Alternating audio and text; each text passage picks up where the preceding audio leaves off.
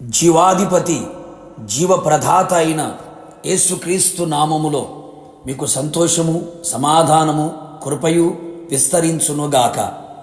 ఈ దినపు యేసయ్య జీవపు మాట అపోస్తుల కార్యములు 14వ అధ్యాయం 15వ వాక్యభాగం.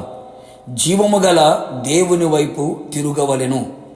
యేసుక్రీస్తు నామములో ప్రతి స్థలములలో ప్రార్థించుచు అన్ని విషయములలో ఆశీర్వదించబడుచు అన్ని వైపుల నెమ్మదిని సమాధానము పొందుచు యేసు వైపు చూచుచు ఎదుట ఉంచబడిన పరుగు పందెములో ఓపికతో పరిగెత్తుచున్న నా ఆత్మీయులారా, మనం ఆరాధిస్తున్న యేసయ్య జీవము గల దేవుడు, జీవప్రదాత అయి ఉన్న దేవుడు.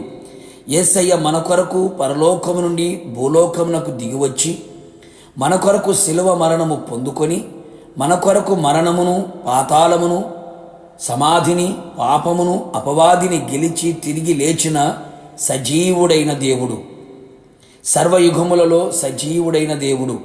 యేసయ్యకే సమస్త ఘనత, మహిమ, ప్రభావములు యుగయుగములు కలుగునుగాక. మీరు వ్యర్థమైన వాటిని విడిచిపెట్టి ఆకాశమును, భూమిని, సముద్రమును, వాటిలో ఉండు సమస్తమును సృజించిన జీవము గల దేవుని వైపు తిరుగవలనని మీకు సువార్తను ప్రకటించుచున్నాము. అవును ప్రియులారా, ఇంతవరకు జీవము లేని నిర్జీవమైన వాటి వైపు తిరిగి ఆరాధిస్తూ పూజిస్తూ ఉన్నారేమో. మనుషుల వైపు, లోకం వైపు, డబ్బు వైపు, లోక సంబంధమైన ఆచారాల వైపు, అధికారాల వైపు, పదవుల వైపు తిరిగి వ్యర్థముగా మారి వ్యర్థమైన వాటి మీద మనస్సు ఉంచి ఉన్నారేమో. నా దేవుని ప్రియులారా, నా యేసయ్య జీవము గల దేవుడు.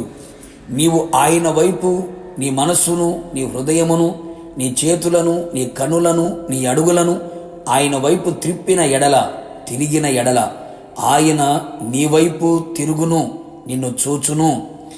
నీవు యేసయ్య వైపు తిరిగిన ఎడల నీ భక్తిహీనతను, నీ దుష్టత్వమును, నీ చెడుతనమును, నీ అపవిత్రతను, నీ అక్రమమును, నీ అవిధేయతను విడిచిన ఎడల, దుష్ట తలంపులు మానిన ఎడల ఆయన నీ వైపు తిరుగును. నీ మీద ఆయన జాలిపడును, నిన్ను బహుగా క్షమించును. నిజమే ప్రియులారా, ప్రస్తుతపు దినములలో మానవత్వము మంట కలిసిన దినములు, మానవుడు మృగముగా మారిపోతున్న దినములు. జాలి, దయ, కనికరం, ప్రేమ, ఆప్యాయత, అనురాగం అడుగంటిపోయాయి. సొంత వారి మధ్యలో, కుటుంబములో కూడా కరువైపోయాయి. అందుకే నా యేసయ్య నీ మీద జాలిపడి నీ పాపములను, దోషములను, అతిక్రమములను, లోపములను బహుగా క్షమించి నిన్ను పవిత్రునిగా చేయును. ఇంకను నువ్వు ఆయన వైపు తిరిగిన ఎడల ఆయన నీ వైపు తిరిగి నీ ప్రార్థనలన్నీ చూచి, విని, అంగీకరించి, ఆలకించి ఆశ్చర్యమైన, అద్భుతమైన కార్యములను జరిగించును. నీ శరీరమును, నీ మనస్సును, నీ ఆత్మను స్వస్థపరచును. ఆత్మీయ, మానసిక, శారీరక రోగముల నుండి నిన్ను విడిపించి నేను బాగు చేయును, శుద్ధినిగా మార్చును. నీవు నీ పూర్ణ హృదయముతో, పూర్ణ ఆత్మతో ఆయనని వెదకిన ఎడల ఆయన నీకు ప్రత్యక్షమగును. ఆయన మాట నీవు విని ఆయన వైపు తిరిగిన ఎడల ఆయన కనికరము గల దేవుడు. నీ చెయ్యి విడవడు, నిన్ను మరవడు. అవును ప్రియులారా, కన్నవారు, కడుపును పుట్టినవారు, తోడబుట్టినవారు, నిన్ను ప్రేమించిన వారు అందరూ నిన్ను విడిచినను, అందరూ నిన్ను మరచినను, నిన్ను ఒంటరిగా, అనాథలుగా నీ చెయ్యి ఆయన విడవకుండా, మరవకుండా నిన్ను బలపరచును, ధైర్యపరచును, నిన్ను ఓదార్చును, నీకు జయమిచ్చును, ఆయన రాజ్యమునకు నిన్ను సిద్ధపరచును. ప్రార్థన. పరిశుద్ధుడా, ప్రేమాస్వరూపి, నీ పరిశుద్ధమైన పాదములకి కోట్లాది స్తోత్రములు. మరొక్కసారి ప్రభువా, మీ జీవపు మాట చేత మమ్మల్ని దర్శించినందుకు స్తోత్రాలు. మీరు జీవము గల దేవుడవు.